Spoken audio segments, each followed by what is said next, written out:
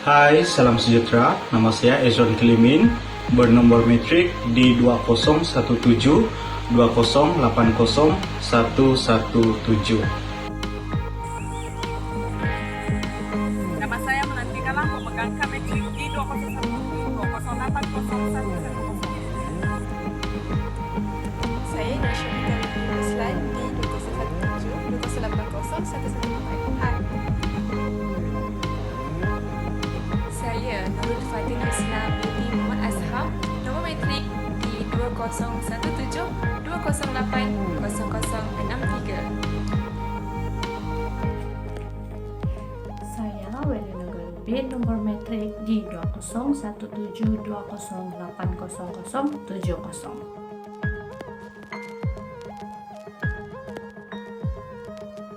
Konseptualisasi kes.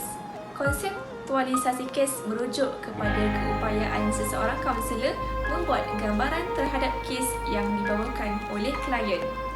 Tujuan konseptualisasi adalah untuk membantu kaunselor menggunakan pendekatan teori yang bersesuaian berdasarkan dapatan dan pemahaman terhadap isu yang dibawakan oleh klien.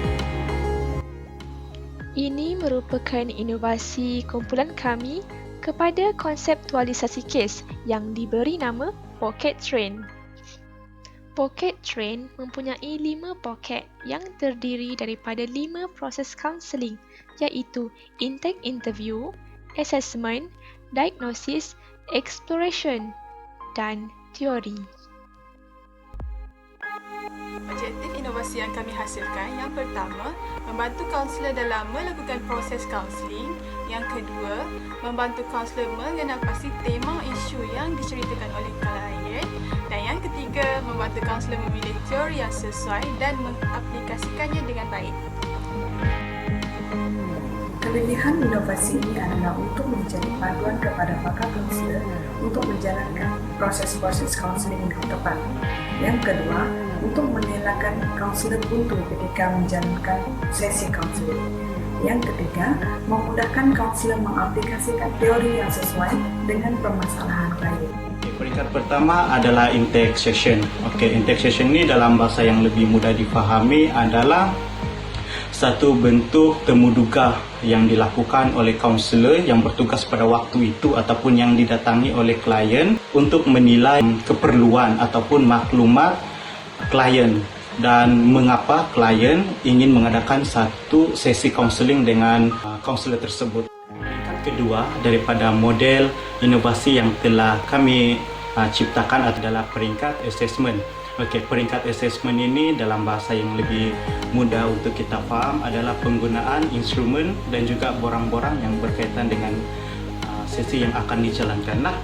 Jadi setelah kaunselor mendapat maklumat serba sedikit tentang keperluan klien pada peringkat pertama. Contohnya pada peringkat intake session, klien tersebut mengatakan bahawa beliau tertekan dengan sesuatu masalah.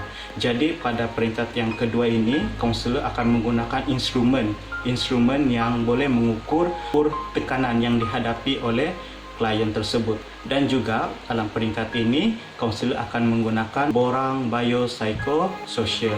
Borang ini sangat penting di mana kaunselor dapat mengetahui secara terperinci akan latar belakang klien. Contohnya latar belakang pekerjaan klien, latar belakang taraf pendidikan klien. Semua ini sangat penting untuk diketahui kerana ianya akan dapat membantu kaunselor tersebut untuk meneroka permasalahan klien dengan lebih mendalam lagi lah. Sebab dalam borang biopsychosocial ni kita akan menilai klien pada masa itu dari segi penampilan fizikal, dari segi emosi.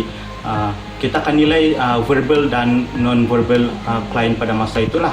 Jadi setelah kita mendapati maklumat daripada borang biopsychosocial dan juga borang instrumen, borang itu kita akan gunakan untuk mengenal pasti sama ada klien tersebut benar-benar mengalami masalah, mengalami tekanan ataupun tidak. Jadi pada peringkat assessment ini, kaunselor akan memberi kefahaman kepada klien bagaimana klien menjawab instrumen yang telah diberikan. Kadang-kadang kaunselor hanya memberikan instrumen kepada klien tanpa memberitahu bagaimana ataupun tanpa memberi panduan bagaimana klien tersebut menjawab instrumen itu dengan sebaiknya.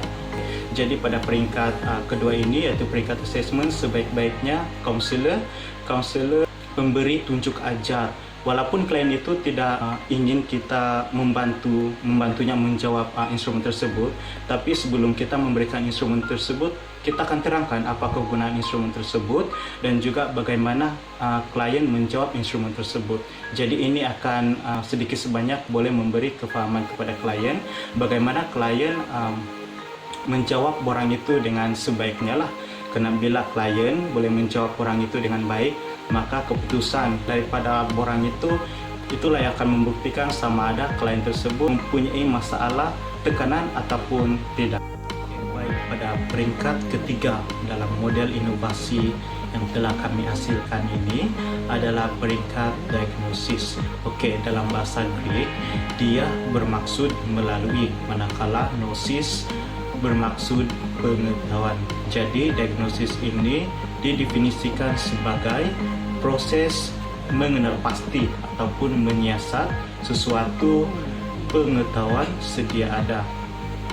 Kaunselor akan memeriksa sama ada instrumen yang telah dijawab oleh klien tersebut benar-benar menunjukkan bahawa simptom yang ditunjukkan oleh klien ataupun permasalahan yang diceritakan oleh klien itu benar-benar membuktikan bahawa klien itu mengalaminya ataupun tidak. Contoh situasi bila klien mengatakan bahwa dirinya mengalami tekanan. Jadi pada peringkat yang ketiga ini, kaunselor akan memeriksa sama ada tahap tekanan klien itu berada pada tahap yang tinggi ataupun sebaliknya.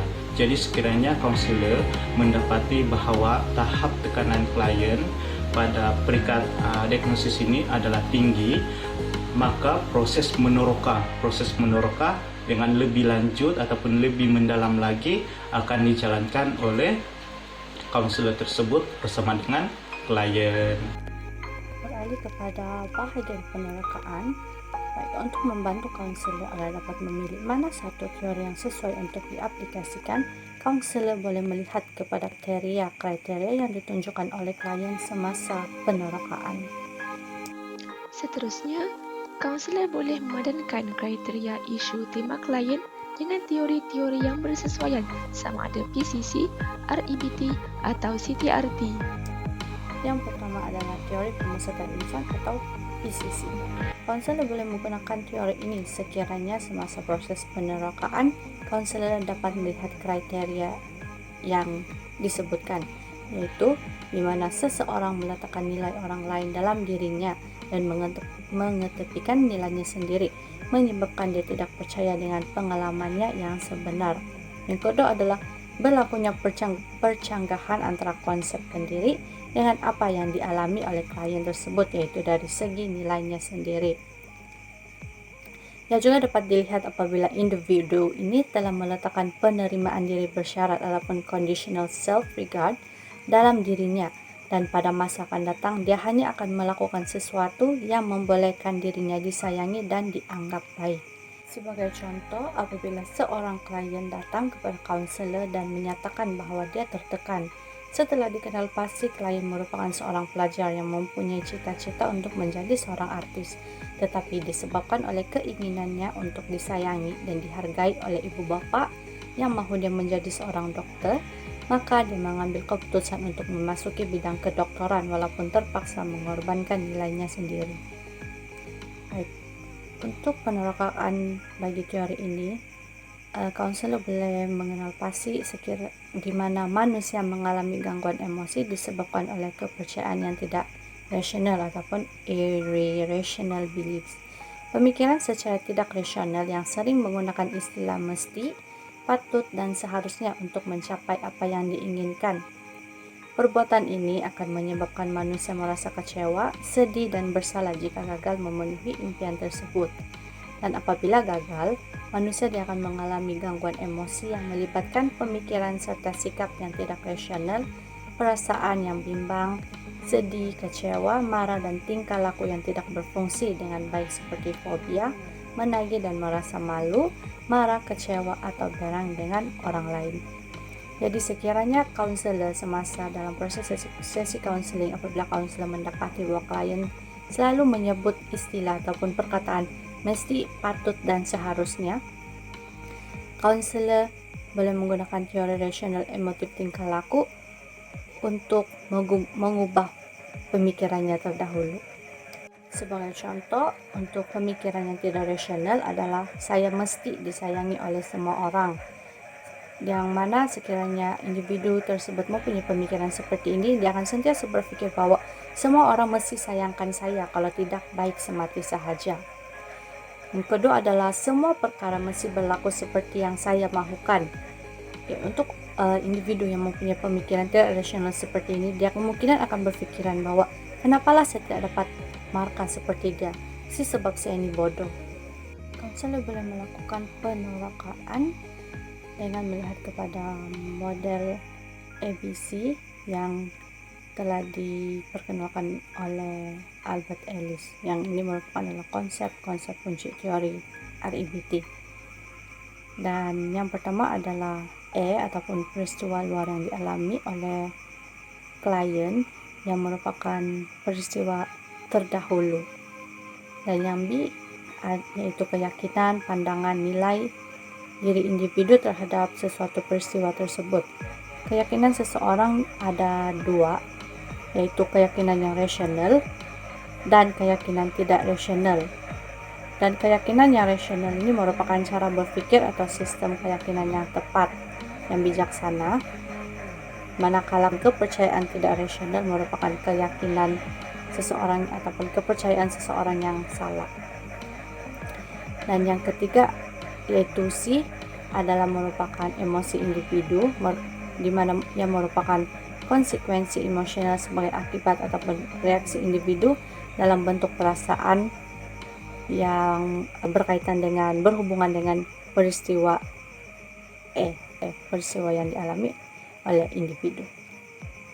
Dan sekiranya kaunselor mendapati bahwa klien menunjukkan kepercayaan tidak rasional, maka tugas kaunselor adalah untuk membantu klien untuk melawan kepercayaan tidak rasional tersebut, yaitu yang ditunjukkan dalam model D. Yang ketiga adalah berkaitan dengan penerakaan bagi teori pilihan dan terapi reality CTRT, yaitu Choice Theory Reality Therapy.